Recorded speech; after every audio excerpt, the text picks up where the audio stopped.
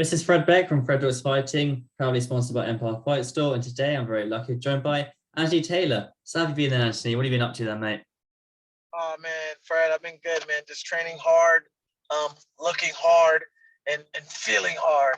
But overall, I'm having a great camp. Just amazing, just to be here again on Showtime. Yeah, Showtime twice in a row. Does sound pretty nice. So tell me a bit about your opponent. What do you kind of know about him then? I just know that Chris Avila is a scrappy guy. Comes from the Diaz Army, or I would call it Cameron Diaz Army. You know, the little army back up in Stockton. But kudos for him stepping into the ring with me, willing to get beat up for a couple of change. But again, I'm looking to destroy him like I did in the Bellator cage. Yeah, also you got that kind of the Bellator background. And tell me a bit about your last fight. Obviously, you fought Tommy Fury on Showtime. When you've had a kind of a chance to reflect and watch back that fight, what do you make of your performance? Because when you watch it back, he was way bigger than you. Yeah, I mean, Tommy's is still relevantly green, just like I'm relevantly green in boxing, as far as professionally. But Tommy still has a long ways to go. He's only 22 years old. He's still young. He shows promising to become a world champion in the future if he decides to take it to that level. But right now, Tommy just needs to focus on Tommy. Tommy needs to focus on healing, getting better, and stepping back into that ring. Will Jake Paul give him another shot? Who knows? Me personally, I don't think Jake Paul will give him another shot at fighting him. Why didn't you think that? Due to the fact that it's lack of professionalism from Tommy, lack of social media posts, lack of engagement, lack of promoting the fight between him and Jake. When you think about it, it's like, wow, we're really 1 week out of Jake versus Tommy. It didn't feel like a big deal, like a big fight, if you get what I'm saying. There was no back talk between him and Jake. It was mainly Tyson and his dad, Big John, talking to and engaging with Jake. Tommy just doesn't show value to promotion or to even wanting to fight Jake. Do you think what was the kind of reaction in the camp when you heard the news that Tommy Fury had pulled out of a Jake Paul fight? What was everyone saying about it? Because you managed to find an opponent, Tyron Woodley, fairly fast. I mean, it was something you could expect.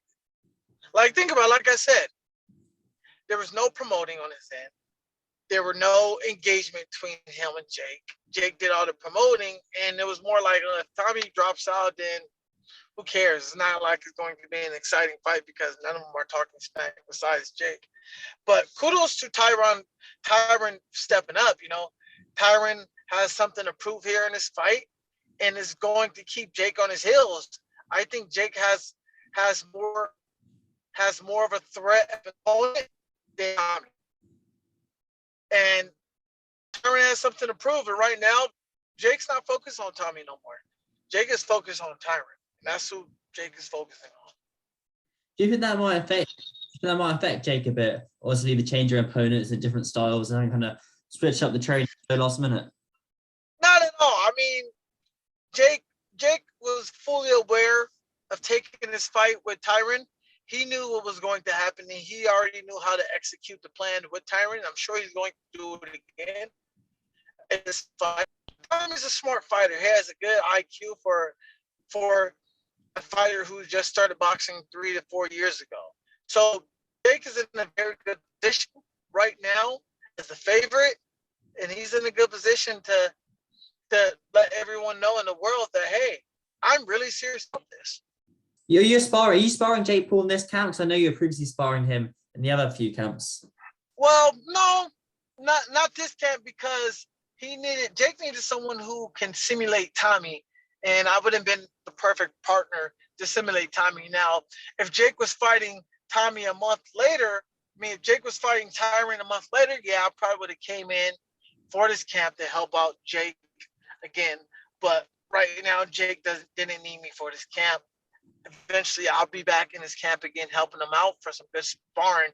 But right now, Jake is in good position with BJ Flores and Jacob Chavez. He's done a phenomenal job with Jake in the past 3 to 4 years, and you're going to see more and more improvements from Jake and his team. And what's that like being in Jake Paul's camp? Because I know a lot of people kind of have a go at him for boxing and saying he's not a real fighter, and everyone always says he trains really hard. What's it like being in the camp? Oh man, it's very professional. It's very a hard-working atmosphere, if I was to put it in words. Jake wants to win, and he trains with winners. He wants the best for himself, and he wants the best for his family and his team. So he's going to do the best that he can as an individual, or we say human being, to be better than the others or than the average person. So Jake has really put in hard work, and training with Jake, it really showed how serious he was with his work ethic. It showed how determined he was that he wanted to win. And Jake is doing Jake, and you see the results. As I'm sure. And if we just talk, I know we talked about Jake, we just touch on your fight. What made you kind of make the decision to kind of go into the realms of boxing rather than when you're more used to the MMA and the octagon? Jake convinced me, man. I mean, like, hey, if you can't beat him, you join him. And me and Jake has no quarrel of ever fighting. So I was like, hey, let me join this guy. This guy seems like he got something going on. Let me join him. Let me see what's going on. Let's get it cracking. Will I step in the cage? I don't know ever again. Maybe, maybe not. But pro wrestling is something that I'm thinking about doing in the future. Oh, really? What made you think that? Are you going to get into? How come you're going to get into pro wrestling then? What gave you the idea?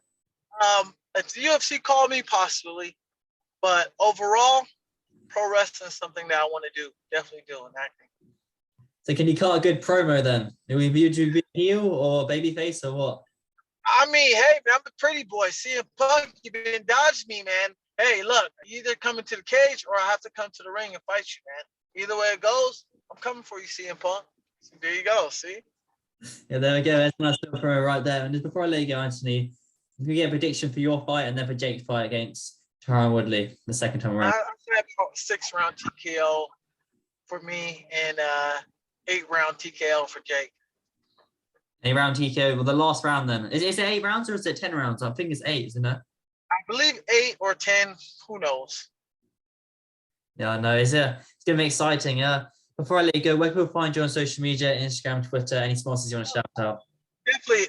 Facebook, Anthony Pretty Boy Taylor. Twitter, Anthony_for real. TikTok, Anthony Pretty Boy Taylor. Instagram, Anthony_for real. I definitely want to give a shout out to my sponsors as far as Fusion, Metroflex. Shout out to my coaches. Shout out to my publicists and everyone who's done an amazing job with me in this camp. I appreciate everybody. Also, I can't wait to watch you on Saturday. And nearly less than 10 days away now, isn't it? So it's going to be good. But I'm sure we'll catch up after your fight. And best of luck. We'll catch up soon then, mate. Thanks for your time. Thank you.